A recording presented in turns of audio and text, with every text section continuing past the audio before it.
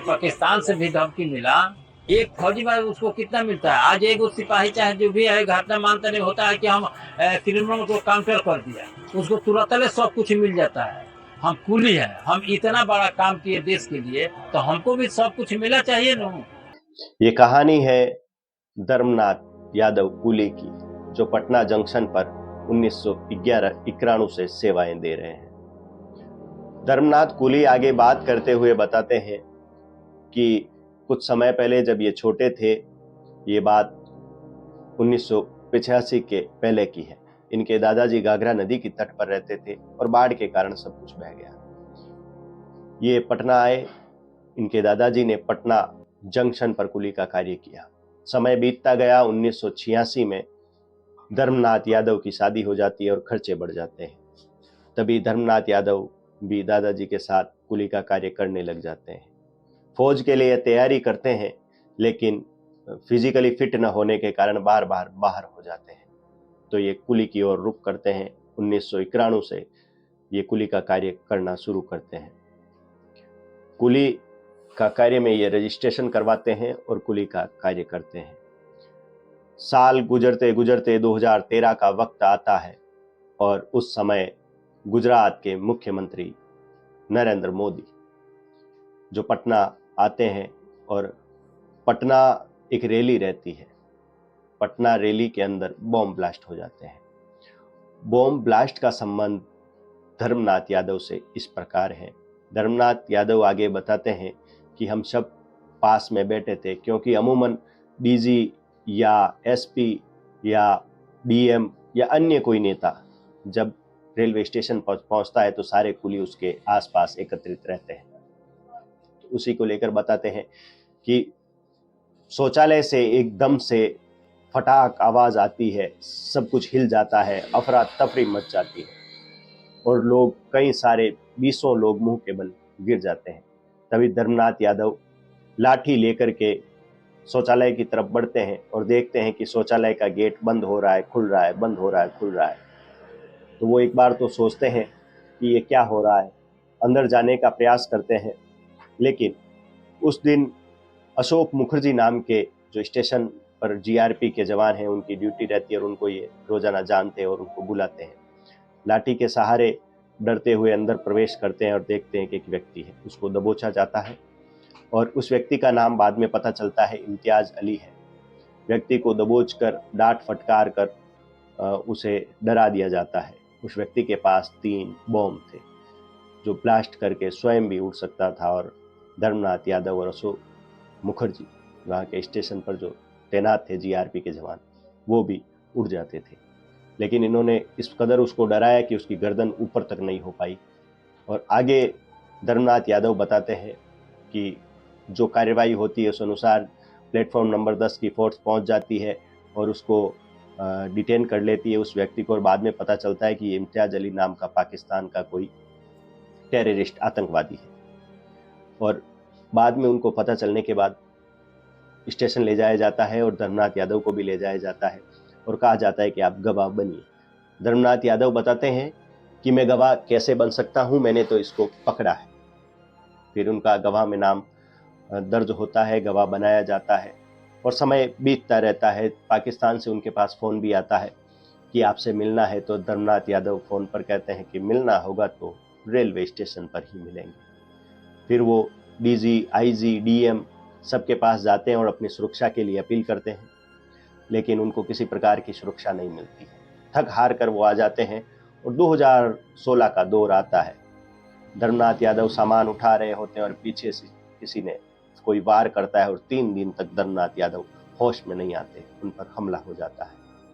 वापस जैसे तैसे वो ठीक होते हैं और वापस आईजी, डीएम के पास वो जाते हैं सुरक्षा के लिए। फिर भी सुरक्षा नहीं मिलती।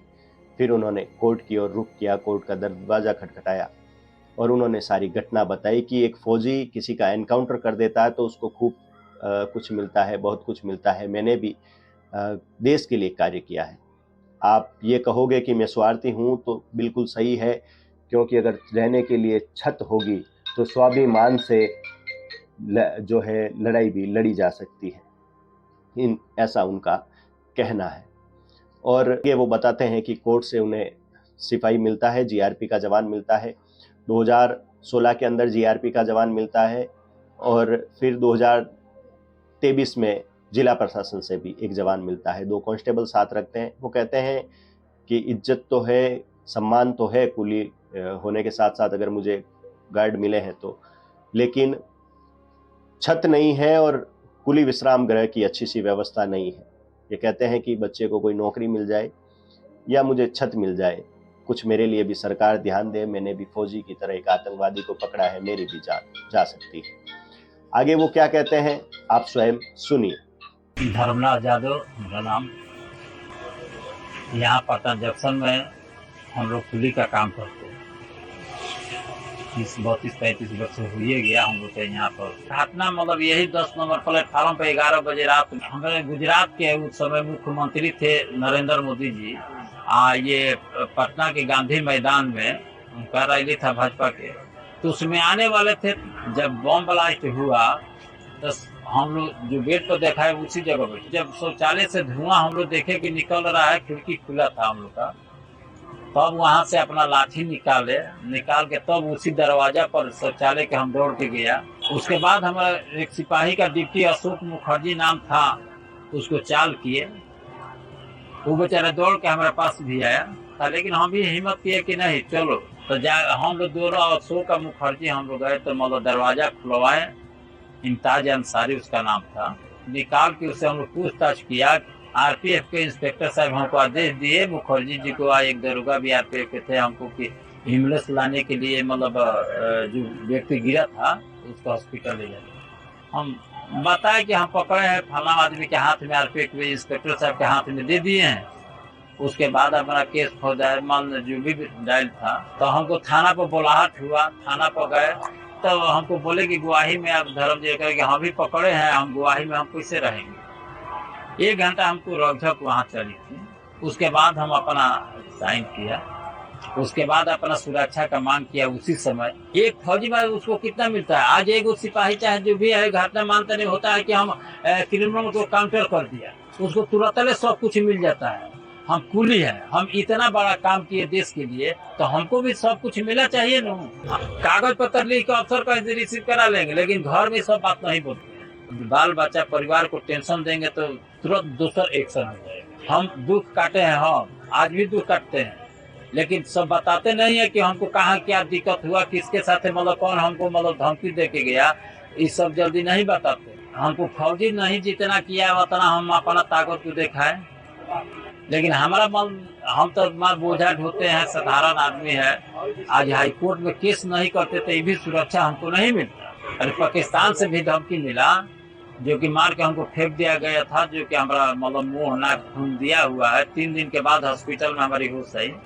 फिर हम अपना आए तो हम डीएम एसपी साहब के पास, चाहे जो भी जहाँ कागज थे हम रिसीव कराए कि हमको सुरक्षा मतलब दिया है। नहीं मिला, लास्ट में फिर हमको हाई कोर्ट का शरण लेना पड़ा। एक पहला सुरक्षा बॉडीगार्ड हमको मिला रिफोर्सर खातिर, और हर थाना का मतलब ऐसे आदेश था कि मतलब जाएंगे तो इनको आपको निगरानी रखना है, लेकिन नहीं मिलता था। हम एसपी साहब चाहे डीआईजी साहब सब के लिखते थे, चिट्ठी नहीं मिलता। और में हाई कोर्ट से आदेश हुआ तो सुरक्षा सीमित फिर पास करके जिला से एक सिपाही हमको मिला। आमदनी पहले से अपेक्षा बहुत कम, परिवर्तन हुआ है। ऐसा बात नहीं है कि मतलब जंक्शन परिवर्तन गाड़ी बढ़ा, लेकिन हम लोग कुली का कुलिये रह गए, हम लोग का परिवर्तन कहाँ हुआ। लालू जी किए तो आधा आदमी चला गया, आधा आदमी यहीं पर रह गए। डी ग्रुप में जो भी हम लोग का आधा, केंद्र सरकार हो चाहे बिहार सरकार, यदि हमको ये सरकार के ध्यान हो जाता कि हमारी कुली को 300 चाहे 500 रुपये कमाते हैं, 2 सुरक्षा हम गार्ड भी दिए हैं, 2 लाख का मतलब 2 सिपाही हमारा ड्यूटी कर रहा है, और उस आदमी को हम लोग वो क्या करेगा, अपना बाल बच्चा को खिलाएगा कि अपना सुरक्षा बॉडीगार्ड को, थाना के, ये सरकार को ध्यान देना